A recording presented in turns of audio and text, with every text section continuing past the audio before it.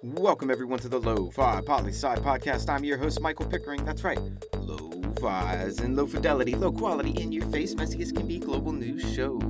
Here we're going to talk about our famous question, what's going on in the world today? And we're coming at you with that Lo-Fi global news, fresh off that press, from the Africa section of NPR. France's Macron admits some guilt for Rwanda's genocide. French President Macron was in Rwanda giving his speech at the memorial of the 1994 Rwanda genocide that took more than 800,000 people's lives. In his speech, he did something few Western leaders ever do: take some of the blame for what happened. He said France wasn't the one who committed the genocide, but they were most certainly people who stood there watching, doing nothing as it happened.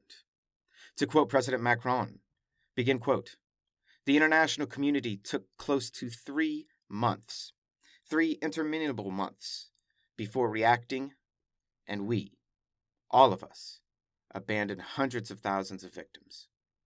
End quote. And you know what? President Macron is absolutely right. This genocide wasn't done in secret. This genocide wasn't done during a global media blackout. This genocide happened in real time, and the world watched for almost 3 months before doing anything. And this whole ordeal with Macron is important because it's symbolic. It's symbolic in so much that more countries need to speak up about our mistakes so we can learn from them and do better in the future. Learning from our history. We'll come back to that in a minute, though. Next up, source, the world of Reuters. Azeri forces capture 6 Armenian soldiers as border row simmers. Some people may have forgotten about last year's 6-week war between Armenia and Azerbaijan, but not us, of course. Azerbaijan won that war and gained land in the Nagorno-Karabakh region, and Russia helped broker a peace deal. But now, in this week alone, we've had 2 incidences reported that are troubling to say the least. Azerbaijan has arrested 6 Armenian soldiers for reportedly venturing into Azerbaijan territory, and they're going to try to give them back to Armenia.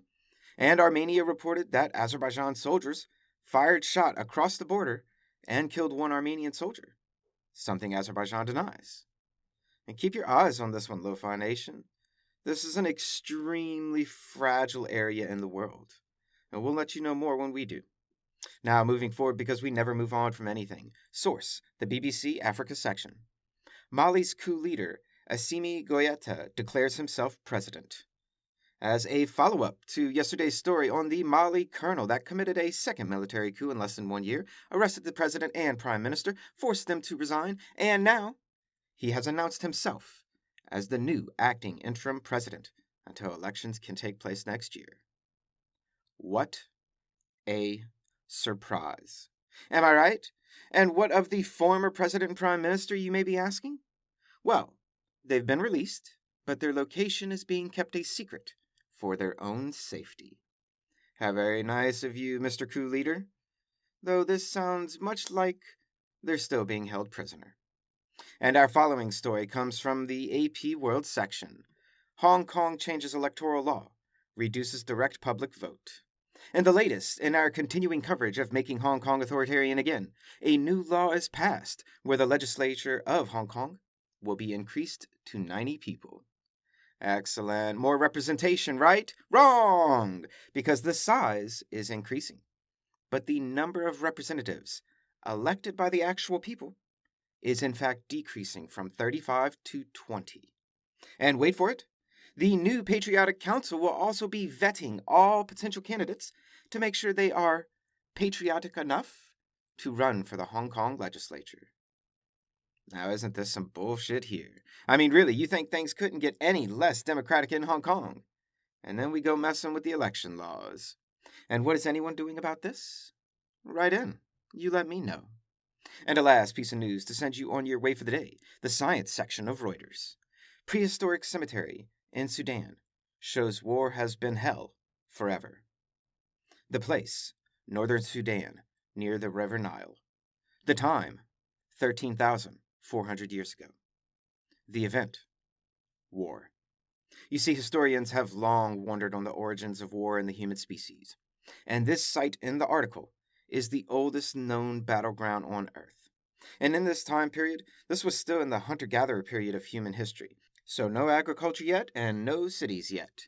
And archaeologists and historians, they have no idea why these people were warring 13,400 years ago. None. What we do know, though, is that humans have been doing horrible things to each other for a very long time.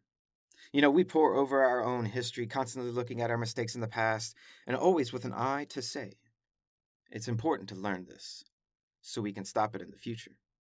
That's why there's so much recorded history on World War I and World War II, because of the very recent atrocities that humans have been doing to each other, the multiple genocides that took place in both of those wars all over the world, the use of chemical weapons, and so many other horrible things. We keep these records, we learn these things, so we can keep them from happening again. Now let's bring it back to Rwanda. Did all our history and learning from those wars make us any faster to act and stop 800,000 people from dying? Did it cause us to intervene in Darfur, Sudan? What about Myanmar and the Rohingya? What's the point of learning history with an eye to learn from our mistakes if we don't use it to stop ourselves from making those mistakes? You tell me. Write in. And that's a brief snapshot of what's going on in the world today. Always remember that Lofi Poli Sci is more than just me. It's the we that we be. Peace and well-being to all my human beings out there. Much love and always the best. Pickering, signing off.